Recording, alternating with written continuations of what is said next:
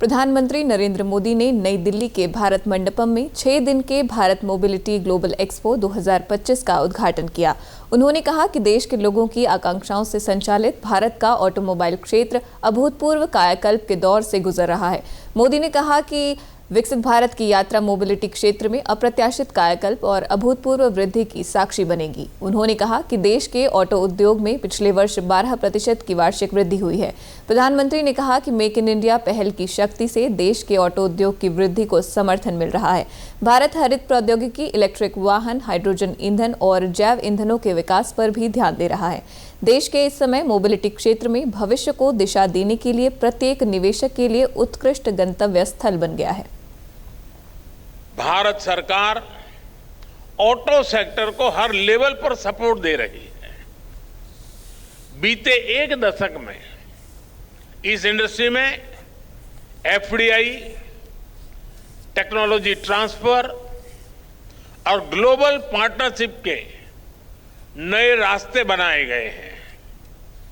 पिछले 4 सालों में इस सेक्टर में $36 बिलियन से ज्यादा का फॉरेन डायरेक्ट इन्वेस्टमेंट आया है।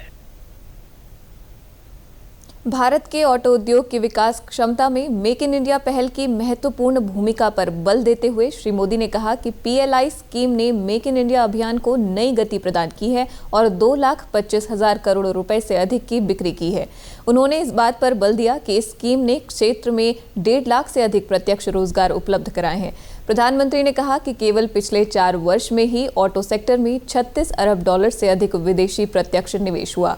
मोबिलिटी समाधानों के लिए 7C the common, connected, convenient, conjunction free, charged, clean और कटिंग एज के अपने विजन पर बल देते हुए प्रधानमंत्री ने कहा कि हरित मोबिलिटी पर ध्यान देना इस विजन का अंग है। साथियों, मुझे याद है मैंने मोबिलिटी से जुड़े कार्यक्रम में 7C के विजन की चर्चा की थी।